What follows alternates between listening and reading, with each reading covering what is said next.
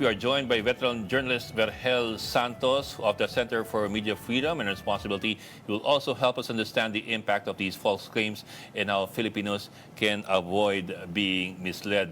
Sir, magandang maga and thank you for joining us this morning. Magandang umaga naman, Yes, Ed. sir. There Thanks you for go, sir. Yes, sir. Sir, full disclosure lang, sir. I'm also with the Board of Trustees of CMFR. Just as a full disclosure. But sir, I don't know if it's been coming up on your feed, pero ang daming naglalabasan na ngayon sa mga social media feeds ng mga tao with all these assertions and allegations, and a lot of them are turning out to be very colorful, very politically charged, but also very untrue. Have you also noticed that, sir, on your feed? Alam mo, Ed, there's a vacuum to be filled. So people will compete on how to fill this vacuum. And not only vacuum, by the way, there are a lot of utterances going in the air that in which the public is bound to be lost. Kasi hindi naman nila naintindihan yan no? Hindi nila malalaan. They won't be able to tell whether they are simply being confused or being lied to or being told the truth. So I think news people have a very challenging role to play in this case. Mm-hmm. And it seems to me the only thing to do, useful to do for news people in order to make the public have a good understanding of the whole affair is for them to stick to the facts. And in fact, there are enough facts out there to be collected in order to make the people understand what's happening here. But then, sabi ko nga, merong vacuum that is being filled, that merong air, there is air that is being filled with further air. So kawawa talaga yung publiko, hindi maintindihan yan. Yes, sir. Pero sir, noticeable, for example, in the case of itong supposed story by of U.S. President Trump signing an executive order for the release of Duterte by the ICC.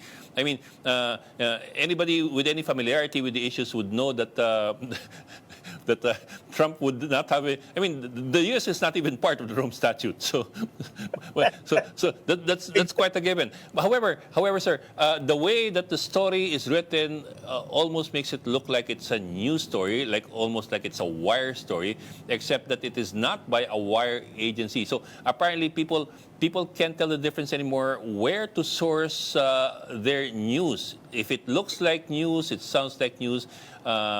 Maybe people think that it simply is news, whoever posts it or whoever publishes it. Alam mo, Ed, ang test is whether it is sensible or not. Whether it was sensible for the President of the United States to issue an executive order, in favor of Duterte. These are the things. There was another story saying that the First Lady was, I think, arrested somewhere. It would have been in the papers if it were true. These are not sensible, ba? And I think the role of the media is to make people understand that on the face of these things, these are not sensible. And to stick to the facts. And what are the facts, Ed, that inform this case? One is that our own Supreme Court in 2021 ruled that our government was obliged to cooperate with the ICC. That was one. Mm-hmm. Two. It's Cayetano versus Pangilinan versus Cayetano. Now, the lawyers are telling the court now, you were wrong. The Duterte lawyers are now telling that same court that it was wrong. It was mistaken.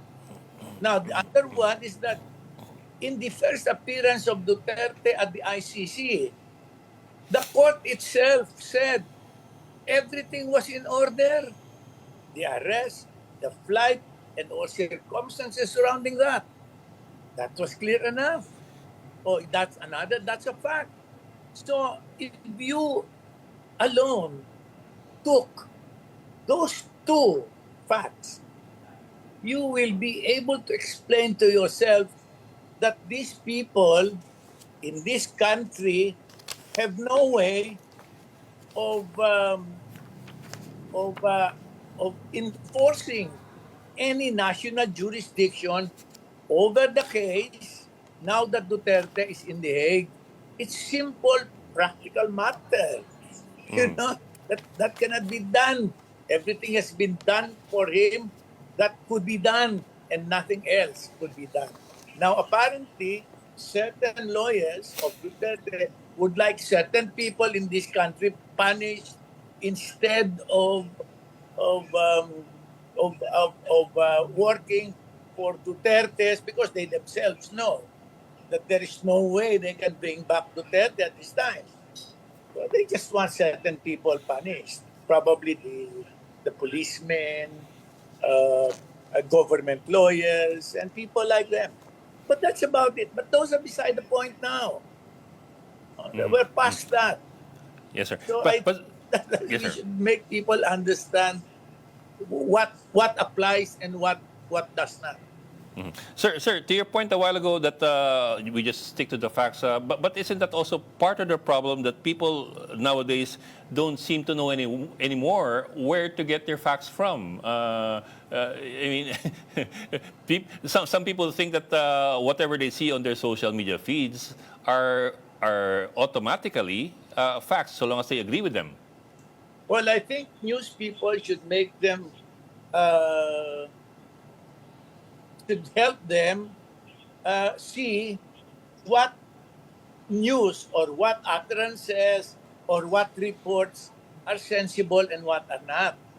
And I think to a certain extent, like that can be done. If you told the people about the Supreme Court decision in 2021, I mean, that's easy enough to verify. And they all, I'm sure, many of them watched the night that Duterte was appeared in the International Criminal Court. And surely, all of them, because that was the high-profile point of the of the uh, of the event, that the court declared that everything was in order, and therefore stop questioning the arrest, stop questioning the flight to The Hague, and stop questioning all the circumstances surrounding them. I think people could be made to understand that, because that's not very difficult to understand.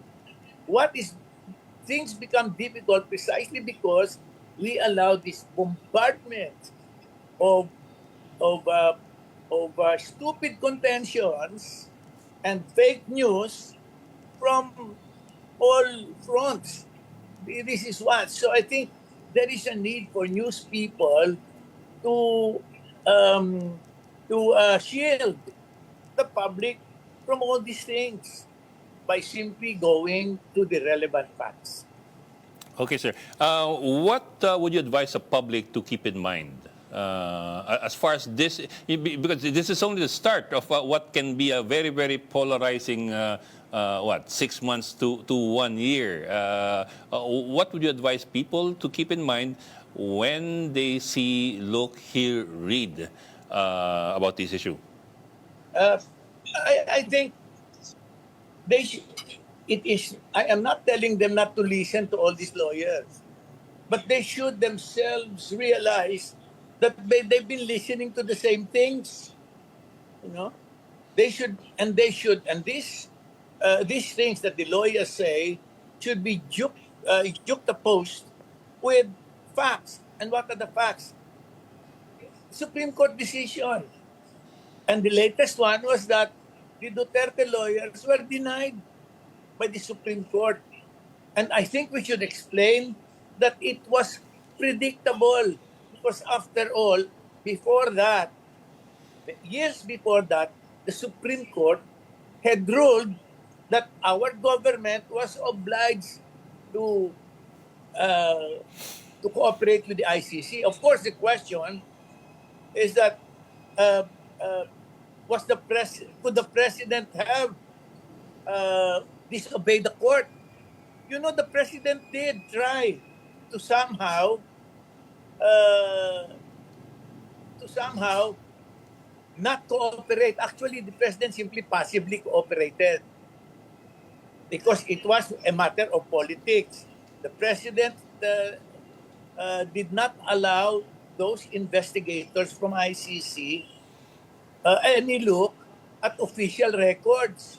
But then those investigators didn't need them. They already had them, and they came for first-hand testimonies. So that should be explained to our public. That, of course, Marcos didn't need to do that. But he had an out when he said that if the case was coursed to the Interpol, he would not be able to do anything. You know, that was his out. Indeed, no? He gave the impression that his hand was forced. Otherwise, he would be eroding his own relationship with the Interpol, an organization, international organization, important to us. Those are the things that should be explained, Ede. But I don't see or hear those things pointed out at all.